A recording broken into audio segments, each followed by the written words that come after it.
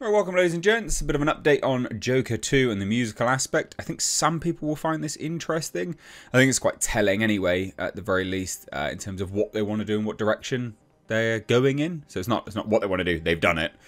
It's basically detailing all of the musical aspects of the film. So, yeah, I think this is interesting. This may put people off, may make people like it. I don't know, you'll have to tell me what you think down below. But let's take a look, shall we? So hit subscribe if you're new here, guys. Turn those bell notifications on. This is an exclusive to Variety, so that is why we're here. But basically it says at least 15 cover songs, original tracks may be added, exclusive. And the musical aspect is the most divisive element of this film. Absolutely. Oh, and Lady Gaga, of course. But anyway, it says, the Joker and Harley Quinn are set to serenade audiences in Joker Folie, Deux, but if and how many original songs will be included in the film is a mystery. So insiders privy to filming and early versions of Todd Phillips's eagerly awaited sequel to Joker tell Variety, the movie leans heavily towards being, and quote, mostly a jukebox musical, as it integrates at least 15 reinterpretations of very well-known songs.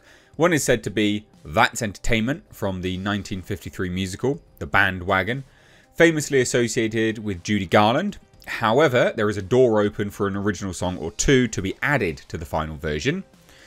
Details regarding who would pen the tracks or sing the numbers are unknown. I would imagine Lady Gaga, to be honest. We do know, according to sources, Hilda something, the Oscar-winning composer, I'm not trying to say that, alright? The Oscar-winning composer for the first Joker film is said to infuse her distinctive haunting cues into each number. Warner Brothers has declined to comment. So jukebox musicals, known for featuring popular songs, often achieve box office success. And examples include Mamma Mia and Moulin Rouge, the latter receiving 8 Oscar nominations. Joker 2 is expected to break the mold of traditional musicals. Sure. Specific details about the plot of Folie Deux have not been officially confirmed, but this film is described as a drama with elements taking place in and around Arkham Asylum, alongside Phoenix and Gaga. The cast includes Emmy nominee Zazie Beetz, as well as Oscar nominees Catherine Keener and Brendan Gleeson. And Phillips collaborated on the screenplay with Scott Silver. So, I mean, look, this is the thing which is kind of make or break for this film. So, first and foremost, what do you think about all of those musical elements? Do you care? Do you not care? What do you think? Let me know down below. Genuinely curious. But here's the thing that will make this film very difficult to make a success. Variety reported that the budget for the sequel has neared $200 million. It's a lot of money. It's a lot of money. Now, the first one grossed over $1 billion, granted, but it did only have a $60 million budget, so $120 million to break even. $200 million, $400 million to break even, not including marketing. That's a big difference. That's a big difference, ladies and gents. It's a difference of $280 million. That's quite high. So I don't, you know, whether... And the thing about this film is it's divisive by its very nature because it is a musical. And so when although the first one did cross $1 billion, absolutely, and I think deservedly so, I think this one will struggle because it is divisive. That musical aspect is very divisive. $200 million is a big risk on that budget, which is surprising why they decided to go that way. The sequel is among Warner Brothers' most anticipated releases this year, following the success of Dune Part 2 from Denis Villeneuve. The studio's slate also includes George Miller's Furiosa and Mad Max Saga, which premiere at Cannes Film Festival, Tim Burton's Beetlejuice, and the animated The Lord of the Rings, The War of the Rohirrim, which I'm really looking forward to, actually. I cannot wait to get a trailer for the Lord of the Rings movie. I think that's going to be... I honestly think that is going to be epic. Genuinely. So, there's not much else really to say here, to be honest. I mean, it's slated to hit theatres October 4th. So we'll have to wait and see what happens here. But there's the musical details, at the very least. I think $200 million is a problem. 15 cover songs? That's a lot. I think that will put people off. Even more so now, hearing that there are 15 songs in this movie. That's a lot of singing. And there's a lot of people that really dislike Lady Gaga and dislike that this is going in the direction of musicals anyway.